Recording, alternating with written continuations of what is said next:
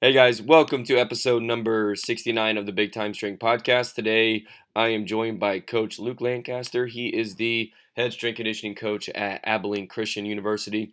I've known Luke for quite a while. We have a very similar background. He was a Northwest Missouri State guy, got to start with Joe Quinlan and did an internship at Mizzou, and he was at Harvard and Miami Dolphins, and now he's at Abilene. He gets really in depth on his background so far, and man, he's got just such a great knowledge and experience, and he talks about how important that has been to his journey. So before we get to his episode, I want to recognize our sponsors who are always so appreciative for supporting us. This allows us to do this podcast for free.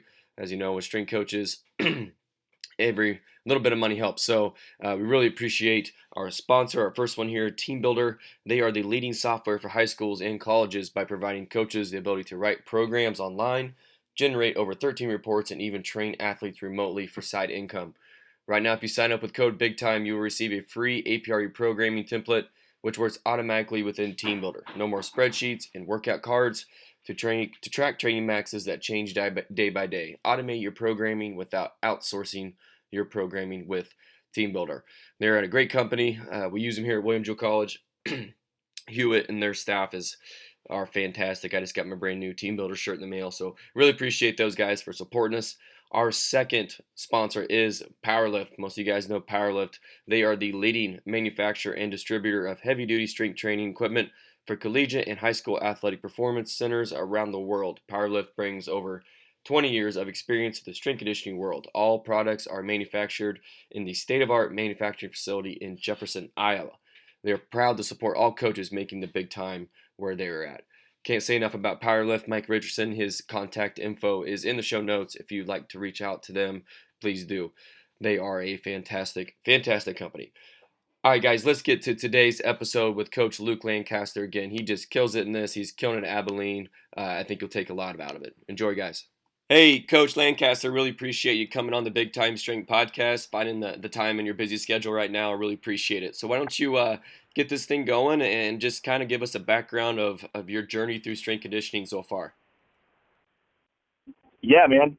Again, thanks for having me on. This is really cool. Really love what you're doing with this podcast. I think it's really great to bring light to some of these smaller school strength coaches because, you know, in my opinion, some of the best strength coaches in America are at these smaller schools. For me, you know, strength and conditioning, let's see, where do I start? I think for me, you know, obviously athletics was always a big part of my life growing up, was always outside doing stuff as a kid. And then obviously when you get to middle school and high school, get into more competitive sports. And I really started to see the benefit from it in middle school and high school, lifting weights, that is. You know, actually got kicked out of the high school weight room when I was in 7th grade because I wasn't old enough to be in the high school weight room by the football coach who was the strength coach at the time. So he actually kicked us out of the weight room, me and my buddy. So we would just go home and we'd do push-ups and sit-ups and body weight squats or whatever, and we'd watch, you know, the typical Arnold Schwarzenegger movies just to get motivated. So that's how I first kind of came into lifting. And then when I got to college, you know, I was fortunate enough to receive a call from Northwest Missouri State, which was in my hometown of Maryville, Missouri, small little rural town in that northwest corner, to walk onto the football team. Again, if you grow up in Maryville, Missouri, that's the dream phone call that you get, that Northwest wants you to come play football. So I was fortunate in that sense. Went in as a walk-on, knew the strength coach from beforehand. I did some of his camps. He had some speed and agility camps. Joe Quinlan, just really developed a great relationship with him, so that was an easy transition being a football player in college. Turns out I'm not awesome at football, so football ended for me pretty quickly after that. But I knew I wanted to stay involved in athletics somehow, and that relationship that I had with Joe Quinlan, the head strength coach at Northwest, was really my first phone call. I knew I loved being in the weight room. That's where I felt like I thrived during my time as a football player. So I basically picked up the phone the day football was over for me and said, "Hey, Joe, is there any way I could come help you out?" And I think that was probably his first full year as the head strength coach at Northwest. I don't think they had a full-time strength coach before. I think it was just kind of ran by, I think, football coaches somewhat at the time. So he was really kind of the first full-time head strength coach. And so he basically said, "Hey, man, be here at 6 a.m. He didn't really say anything else. He just said, "Be here at 6 a.m. So went in the next day, had the opportunity to kind of fall around some of his GAs and him, and really worked close with football and volleyball. And it was awesome. I fell in love with it right away. Did that for a couple years. The GA I was falling around when I first got there, his name was Ben Schumacher. He took a job at Harvard-University. And he called me up one spring and asked me if I'd be interested in an internship there with him at Harvard. And obviously, me being a small Midwest kid, I'd never been out to Boston. Harvard was just unknown to people like me. So jumped at that opportunity, and I loved it, man. It was incredible. As a typical intern, not being paid, working 12, 13-hour days, running around like crazy. But it was awesome. I loved every second of it. And I remember it was about 4 weeks into my internship, I said to myself while standing on the floor during a football live, like, this is exactly what I need to do. And it was the best decision of my life to go out there. Went back to Northwest, finished my undergrad, was fortunate enough to get an internship with the University of Missouri, where I went there that summer, again, to work with their football performance staff under Coach Pat Ivey. And then I guess a blessing, I was only there for about 3 weeks, where I got a phone call from James Frazier, the director up at Harvard University, and he offered me a full-time position. When I got that phone call, I freaked out a little bit. I was not at all what I thought ready for that position, but he said he would take care of me. So at 23 years old, I drove my Chevy all the way out to Boston, Massachusetts, not knowing a soul out there. And I was there for about 3 years, and it was great. It's the largest athletic department in the country with 42 varsity sports, huge 24,000-foot facility, and it was learning by fire, man. I just got thrust into the fire, and I was programming for teams, and it was awesome. The kids were great. All the coaches there that mentored me, man, I would not be where I'm at today without all those coaches that helped me out. So it was an awesome experience. I was there for 3 years, like I said. An opportunity presented itself in the NFL with the Miami Dolphins with a paid internship program. And so I knew I wanted to take my career somewhat towards the football realm. So I jumped at that, and I was there for a little over a year, from training camp of 2016 to right before training camp of 2017. And it was an awesome experience where I learned a lot. Again, great mentors there under Coach Dave Paloka, Jim Arthur, Ed Rath. I mean, those are just three of the smartest guys I've ever been around, and they were really huge in my development as a coach. And then from there, I got an offer to come to Abilene Christian University, and I've been here since January of 2018. So almost 2 years here at Abilene Christian. Coach, your background I think is just really interesting, and it's awesome just how many chances you took and just went for it. So talk a little bit about just what you think, just the importance of just all the different experience you've gotten. You've been in a small school at Northwest, you're Harvard D1, NFL, back to a smaller D1 now. Just the importance of, younger coaches are just trying to get in the field of putting yourself out there and going and getting that practical experience, how important that is. There is nothing that will replace actual practical experience in a strength and conditioning setting. We're in the age now where everything's digital. Like, we can listen to these great podcasts. We can read all these books. There's little things on YouTube that we can watch. There's so much information at our hands, but you will never be able to get the kind of experience, especially coaching experience, that you can at a internship and literally just volunteering as many places as you can. And for me, I love knowledge, but I love learning and watching other coaches work at their craft. So for me as an intern, it was really not even it was a no-brainer for me to take some of those opportunities, take some of those chances. Like the NFL, that was a huge risk because I knew in 1 year it was going to be over, and the chance of having a job right after that was still going to be very slim. But it was just, I knew it was going to be an opportunity for me to, one, see how that level works, see maybe some of the differences from that to college, but then also to learn from some really great coaches. They have an amazing staff there. And so there's just really nothing that replaces that practical, feet on the floor, thrown into the fire type of experience, because I think you learn the best that way. And you're also going to see some things that sometimes coaches will say that they do certain things from my experience and they don't really do those things. So Right. you can actually see what other coaches are doing when you get that, feet on the floor experience. So I was just generous to be in lucky situations, man. Again, great people helping me get there, but I would not trade it for the world.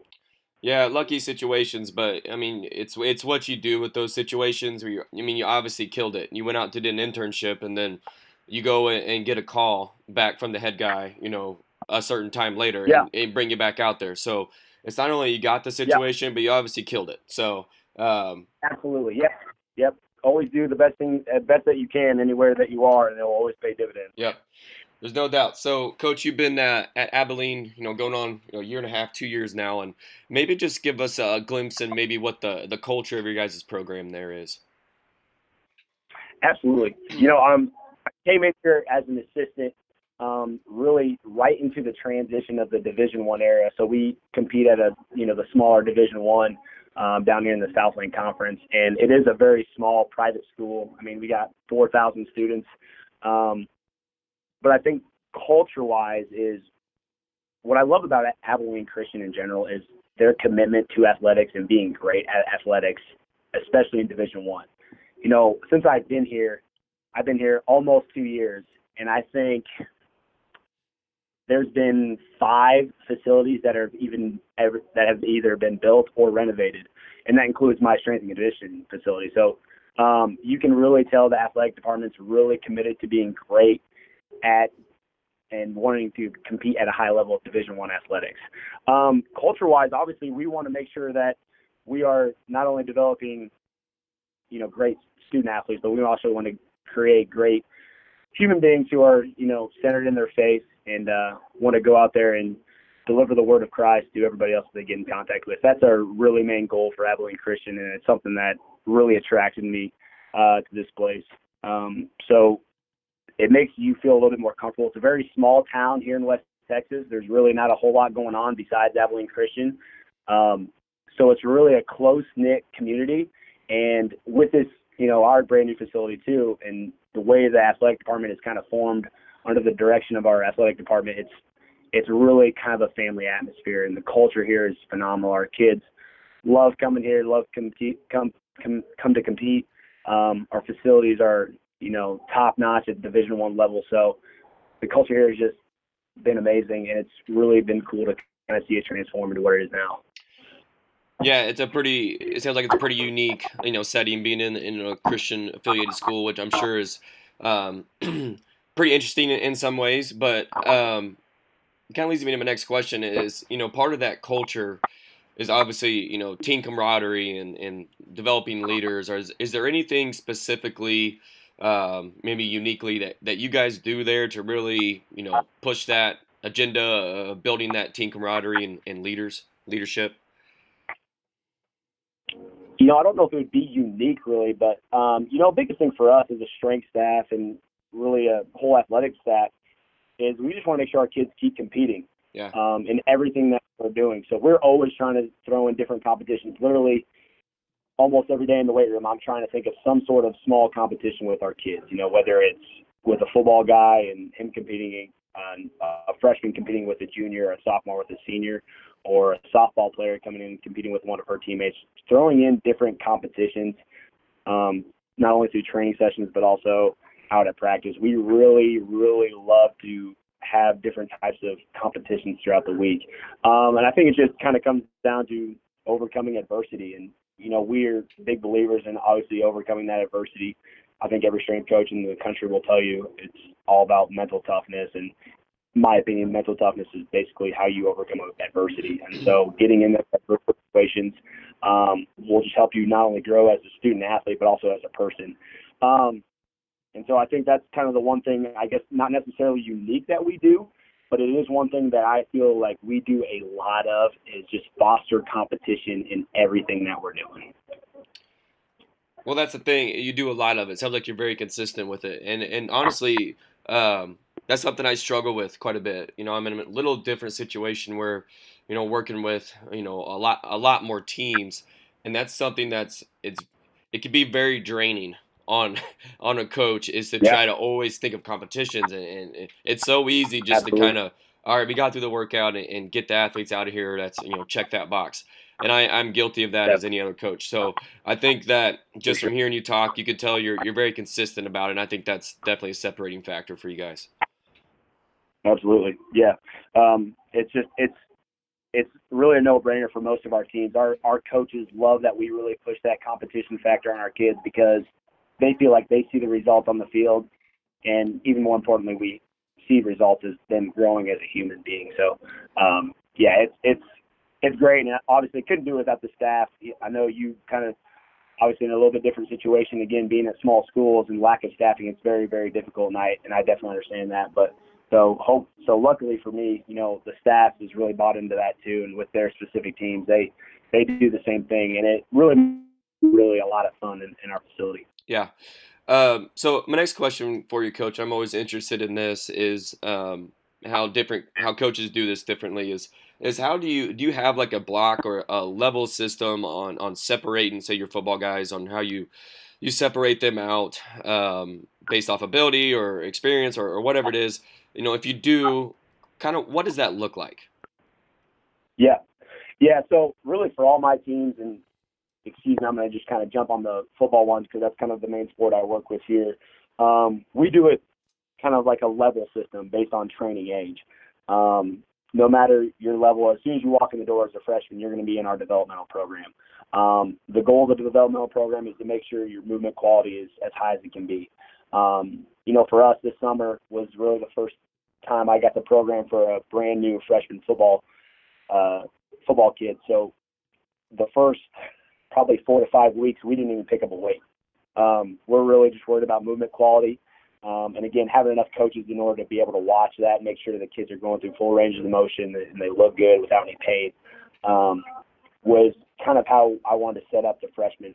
And then as you kind of move through the program, obviously maybe it might be after your freshman year. And again, I understand that every kid's going to move at a different pace. So it's not like strictly a freshman, developmental, sophomores team. And then as you become a junior, senior, it's more advanced. But for the most part, once you move out of your freshman year, you come into what I call the team program, and just start adding a little bit more weight, doing some different things, a little bit more advanced on the Olympic type of movements. We do hang cleans here. And then once you get to the advanced, some different methods, maybe some contrast type of training, some just different ways to load you a little bit. Might be accommodating resistance with chains and bands. So just slowly progressing our kids. I probably lean more on the safer side just because I want to make sure our guys mastering the movement properly before I start adding chains and bands or anything like that. So, yeah, we do mostly a level system. When it comes to conditioning, I'll do a little bit of position specific. My bigs aren't going to run nearly as much as my skill guys when it comes to conditioning. But other than that, that's basically how I try to break it down. Well, I think that's a smart way to do it. And I got to just curious with your freshmen. Do all your freshmen come? So they're starting in the fall. Are they with you in the summer beforehand? Do they come early? Yeah, some of our scholarship kids do get that opportunity to come in a little bit early during the summertime. Not all of them. Again, we get a big rush of them in the summertime. Some of them will even go home after maybe 4 or 5 weeks here, and then we get another big rush of walk-ons and other scholarship kids once the season starts in the fall. So what's your process in getting those kids to buy into this developmental programs? Because they're showing up day one and they see all the highlight videos on Instagram and they think they're going to do all this super cool collegiate badass program, and then they're not touching a weight for 5 weeks. I do something similar here at Jewel, and I think what's your process of getting them to buy into that? Absolutely, and I think it's mostly due to kind of our assistant coaches and making sure that they understand what the goal is, what is the end goal, and really just showing that to them and explaining what the end goal is, and kind of motivating them and making them honestly compete a little bit. I was like, and again, this goes back to a lot of the competition stuff I was talking about. I might say to a freshman linebacker, hey, if you can master this, and the next week I'll let you add a little bit more weight next week or something like that. And he doesn't know that that's already kind of planned out for me throughout the summer. he doesn't know that, but just motivating him and to seeing the picture down the road, and showing him how he can progress and how it's only going to make him better in the long run is how I've always tried to do that. Luckily, and maybe this is just due to my situation where I was at and this group of kids that our coaches brought in, but they were great kids. They bought into it. I really didn't have a lot of pushback. I maybe had one or two questions all summer long about, hey, coach, when can I start adding more weight? Hey, coach, when can I start adding more weight? And I just keep telling them, like, hey, man, you might help us a little bit this year, but you'll help us more your junior and senior year if you just buy into what we're doing. Yeah. And they see that, and again, it's probably due to the great kids that we have here, kids that want to buy into what we're doing. I think what's the most success of what you're kind of talking about is kind of give them some motivation of like, hey, if you do it well this week, I'll let you add more weight next week. Yeah. Because every freshman that I've noticed, they just want to prove themselves. They want to show you how strong they are, right? Yeah. Well, between you and me, I don't care how strong you are, man. Agreed. I care about how you move and how good of a person are you? How good of a football player? How are you going to help us? You squatting 350 as opposed to 330 doesn't matter to me. I don't care how much you squat. Like, I care a bit more about how you move and how you develop as a human. So, again, hopefully that's kind of that trend that I've got going is going to keep continuing, keep getting great kids that buy in. But again, just showing them like how the process of the summer is going to go, and that way they can kind of see what the end goal is going to be, has always helped me. And I think from what it sounds like you're saying there, you got going for you too, is you got a coaching staff that's bought into that as well, because I think that it's starting to happen a lot more where coaches are taking that approach. But I think kind of the old school approach is you get these freshmen in here and you see how much they can lift day one. And to have a coaching staff that supports you in doing that, I think is got to be huge for you. Absolutely. We value development in everything that we do. We place a high value on development. And luckily, being under a coaching staff and with a coaching staff inside the weight room and sport coaches that also believe in that is huge. So if you don't have the backing of the sport coach, it makes your job a lot harder. So luckily, I'm in a very fortunate situation here where all of our sport coaches believe in valuing development and understanding it's a process. So it makes it a lot easier. Yeah. All right, Coach, let's talk a little programming. Are there any specific like methods or methodologies or concepts that you really like and have had success with there with your athletes? Yeah. Oh, man. I don't want to say I don't really stick to one training model. It really depends on what that certain team needs during that time of year. I've tried many different things. I've tried APRE, Wendler's 5-3-1, triphasic. The conjugate method is probably the one that I probably use most, specifically with football. We're actually going to be doing a little triphasic training this off season in the wintertime with football. So those are probably my two favorites that I do like. We can get a little bit more creative now. We were blessed with this brand new facility, and we got Tendo units on each one of our racks. Nice. And so I'm trying to experiment with a little velocity-based training. I've had several talks with Dr. Brian Mann, who obviously we all know is kind of the king of velocity-based training. Got a chance to talk with him a lot about it when I was in Miami with the Dolphins and, learned a lot from that. So going to experiment a little bit more with that, especially next summer. So is there one thing that I stick to? No, because it really depends on the team. It depends on the time of year. It depends on the goals for that team. So, sure. But what I do, I guess what I go more towards is conjugate style / triphasic, again, depending on the year, depending on the team. So I know you're kind of just, exploring with it right now, but do you envision with the velocity-based training, using that with all your athletes or kind of back to your level system, more of your advanced athletes, or how do you envision using that? Yeah, so I actually did we got those back in August, and so I had the opportunity to use them with our football guys in season. And really what I wanted to do was make sure I simplified it enough because I'll be honest with you, I'm not Dr. Brian Mann. I'm no sports scientist by any stretch of the imagination. So I wanted to make it sure it was simple enough for me and my staff when we were collecting the data, but also simple enough for the kids. So we used it on the advanced group. Again, there's not a lot of kids in the advanced group. I think on our football team we have 15 or 16 guys in the advanced group. So it's a small sample size. And basically what I did was, if we're looking for accelerative strength, I just gave them that zone, gave them a couple warm-up sets to do, and then say, all right, you got 4 sets of 2. Just make sure you're staying within the zones. Yeah. And it's cool for the kids, right? I mean, it's like a video game for them. Yeah. So, and it makes them, and it's also a great way for them to compete. It goes back to the competition thing. So that made it easier for me. Say, hey, so-and-so just did 225 at 0.75 meters per second.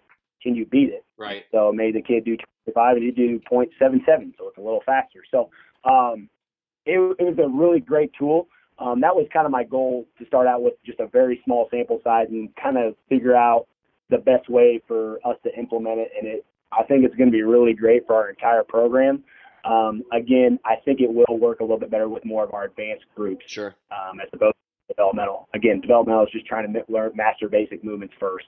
But as you grow, then you kind of get to it. And again, that's a little bit more motivation for them to work even harder to get to that, so they can experiment with some of that cool stuff too. So yeah, and I think if you introduce that, just a thought off the top of my head, maybe this isn't right, but if you introduce that with the younger guys, they start trying to cheat the system a little bit and just trying to move it fast without the technique being right. Because you want to move it fast, but the technique's got to be there, right? 100%, absolutely. Obviously, yeah, we want it to move fast, but I need it to look perfect as it possibly can be. It's not always going to look perfect, obviously, being with student athletes, but right. It needs to look good, and needs to make sure that the kids are safe. Yeah. Kids are number one priority. I need to make sure that they're safe before they get bigger, stronger, and faster. So yeah. As long as they're safe, that's the main goal. So again, that's why with the advanced group, I think that works a little bit better. Yeah. So you mentioned earlier how you love knowledge. So what are some of your favorite resources, professional development, things you've dived into throughout your career? Yeah. Honestly, obviously, like I said, I recently just became director of strength here. So a lot of the things I'm reading now are more based on leadership. So I'm actually been rereading, Coach's Coaching by Brett Bartholomew. Listening to a lot of podcasts. I love podcasts. Like, obviously, this one has been an awesome resource for me. The Art of Coaching by Brett Bartholomew is another great resource for to listen to as far as podcasts go. I'm currently reading a book also called Turn the Ship Around. The author's slipping my mind, but it's about a former U.S. Navy SEAL who just became a leader and how to develop leaders to people who are under you. So it's been an interesting read. I just started it last week. So cool. Those are kind of the books I've been reading more so. Like, I'm not going to lie to you, man. Reading those scientific books are brutal. It feels like it's homework back in grad school again. I obviously, I will grit my teeth and bear it when I need to, and dive into some of the training modalities or anything through Verkhoshansky, but I need a good 3 weeks to read one page because I got to read it multiple times to sure I understand it. So, right now, a lot of stuff is just based on leadership and how am I doing as a leader. That's important to me. I want to make sure not only I'm doing a great job for our student athletes and our coaches, but also am I developing the staff the way that I need to develop them too. And I share a very similar view on that, being in the head role. I don't know. I just think leadership is your separating factor. I think you obviously need to know the science and all that, and I 100% have a lot to learn in that, and I still try to address those weaknesses. But in my opinion, separating between us and a different college, is our program the separating factor between giving us an advantage in the weight room? I don't think so. The X's and O's of it. I think it's how you execute it, and the leadership of that head of that department is the one who drives that. So that I am with you on that. Most of my reading and consuming knowledge is straight leadership culture based. Yep, absolutely. And I think especially when you become a head strength coach, I think at least I know I did. I really took for granted the importance and how much of a role you play in developing a staff. Obviously, I knew that was part of the gig, but man, it's the one thing I'm worried about more so on a day-to-day basis besides our kids' safety. Yeah. Is, am I developing our staff, and am I giving them the tools that's going to lead them to success later on too? Yeah. Because they're working their tails off for me, man, and so I want to make sure I give back to them as much as I can. And so the leadership thing for me right now is a huge, huge deal. Well, that's awesome, Coach, and I really appreciate you taking the time to do this. We're all in that kind of coming down the home stretch. We talked earlier before we started recording. You guys are trying to make a playoff push, so I know you're super busy. So let's wrap this thing up, and I just got four quick questions for you. Okay, great. What's your favorite office snack? Ooh, favorite office snack. Birthday cake, Quest bar. Birthday cake? Yeah, the flavor birthday cake, Gotcha. Quest bar. Oh, I thought you said birthday cake, like eating birthday cake every day. All right, that works too. Well, I mean, I feel like birthday cake, don't get me wrong, but I probably shouldn't have that as a snack. Yeah. You have 15 minutes to train just for yourself. What are you doing? 15 minutes train, let's see. Barbell back squat, and then probably sprint. There you go. Getting athletic. Trying to. What's your the best piece of coaching advice you've ever received? Oh, by far. I got this quote from Ted Rath, who's now the head strength coach with the Los Angeles Rams when I was in Miami. Be where your feet are. Yeah. And that just goes back to, if you're at home, I've got a fiance now, and who's, obviously wives or fiancés are our biggest supporters, and they suffer more than anybody. So when you're home, be home. When you're in the office, be in the office. When you're on the floor coaching, be there. So no doubt. Be where your feet are. Love it. All right, last one I have for you, coaches, is a small school strength coach or coaches, however you want to list, that you think do a great job and deserves a shout out. Yeah. I guess obviously the first one that comes to mind is going to be Joe Quinlan there at Northwest Missouri State. He is my number one mentor, not only as a coach, but as a man, as a human being. He does it all the right way, and he is who I aspire to be, hopefully, just like someday. We actually have a couple small schools here in town of Abilene. There's actually 2 Division III schools here in town at Hardin-Simmons and McMurray, and the 2 strength coaches there do a phenomenal job. Cade Cole at Hardin-Simmons University does really phenomenal stuff, and then Hagen Little at McMurray University. Those 2 guys knock it out of the park when it comes to being small school with a lot of teams and getting the most bang for their buck. Awesome, Coach. Again, thanks. Really appreciate you taking the time to join us. And for any coaches wanting to reach out to Coach Lancaster, I'll have his information in the show notes. But, Coach, good luck the rest of the year. Keep pushing toward the playoffs, and good luck this offseason. All right, man. Thank you so much, Gage, and good luck to you guys as well.